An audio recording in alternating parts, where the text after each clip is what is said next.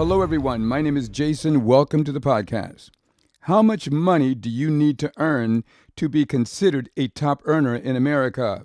Did you know that being a top earner in America is no longer limited to doctors, lawyers, commercial airline pilots, or corporate executives? Now, let me ask you this. When was the last time you compared your weekly check stub to someone else's check stub who earns over $800,000 a year? I think you should do it, because that might be just the thing you need to wake up and spring into action. And what does that expression mean, to spring into action? It means to start doing something quickly before it's too late. I'm going to repeat that. To spring into action means to start doing something quickly before it's too late. Now is the opportune time. Life is filled with uncertainty. No one on the planet, not you or I, has a 7-day pass to a guaranteed life within the next week. Think about that. Okay, let's go back to my original question. How much money do you need to earn to be considered a top earner in America?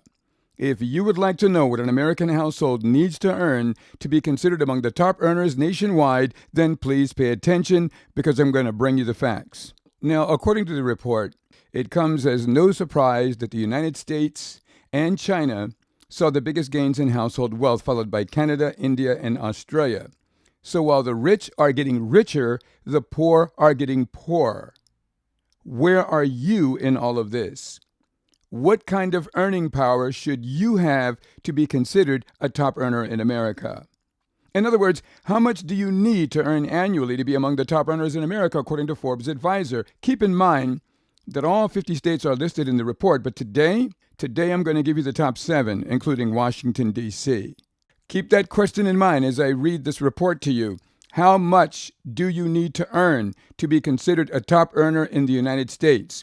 In Washington, D.C., it's $983,500, Connecticut, $896,490, Massachusetts, $810,256, New York, $777,126, New Jersey, $760,462, California, $745,314, the state of Washington, $685,128. Now, the rest of the country's top earners average around $500,000 a year, give or take $100,000. Now, keep in mind that income is just one way to measure financial success, but it's certainly not the only method. Another common metric, according to the article, is net worth, which is the total value of a household's assets minus liabilities. The data shows that an American household needs to have a net worth of at least $10,374,000 to be in the top 1% of the United States of America. To put this in perspective, the median net worth in the United States is approximately $122,000. And that tells us that the top 1% of Americans then have a net worth that is more than 85 times the median net worth in the United States. Now, here's some trivia for you. Disneyland opened its doors back in 1955 in the city of Anaheim in Orange County, California. An admission ticket back then cost $1. According to the inflation calculator, that $1 in 1955 is worth $11.11 today. So why is the Disney Resort charging over $100 for admission to Disneyland? Remember, the price of the admission ticket, according to the inflation calculator, should cost $11.11. Now, please do not waste your time trying to prove this to a Disney park cashier, insisting on why you should pay $11.11 for admission based on your inflation calculator. Trust me when I tell you, it will not work. Hold that thought just for a second. Now let's talk about real estate back then. The average house in the 1950s was about $7,000, with the average income about $3,000 annually, meaning people were earning over 40% of the home value within a year. Today, that is practically unheard of and impossible for the average American today.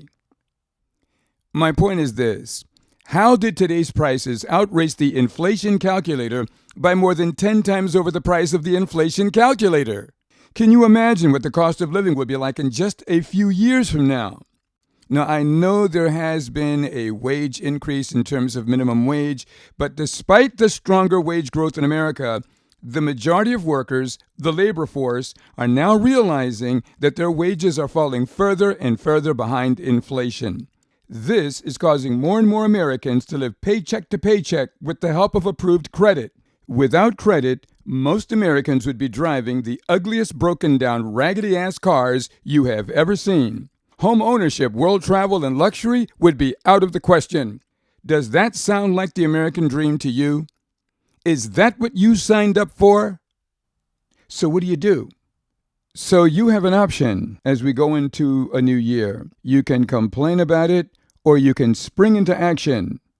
And what does that mean? It means to start doing something quickly before all these wonderful windows of opportunity shut down. Seize the moment. Take advantage of the opportune time. Do something quickly. Do something now. I'd like you to please remember two things. Number one, if you want to up your finances, you will have to up your game. And number two, America gained 2.5 million new millionaires last year. And if you would like to learn the truth of how they made that money, then follow the podcast as we send our trackers into the new year to follow the money. Thank you so much for tuning in.